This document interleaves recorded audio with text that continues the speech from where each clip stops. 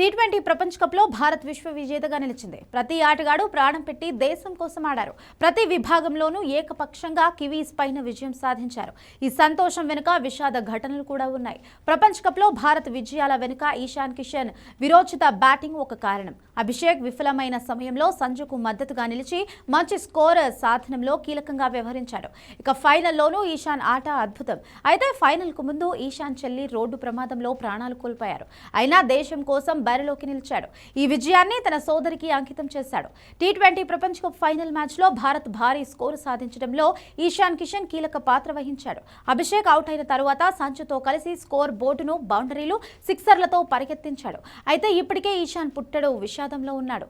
ఈ విషయాన్ని మ్యాచ్ తరువాత బయటపెట్టాడు. తన జీవితంలో అత్యంత కష్టతరమైన క్షణాలలో ఒకదాన్ని పంచుకున్నాడు. ఫైనల్ మ్యాచ్కు ముందే నా సోదరి చనిపోయింది. నేను ప్రపంచ కప్ గెలవాలని ఆమె కోరుకుంది. కానీ ఇప్పుడు ఆమె లేదు. ఈ ప్రపంచ కప్ను నేను ఆమెకి అంకితం చేస్తున్నాను అని ఇషాన్ కిషన్ ఆనంద క్షణాల మధ్య తన బాధను పంచుకున్నాడు.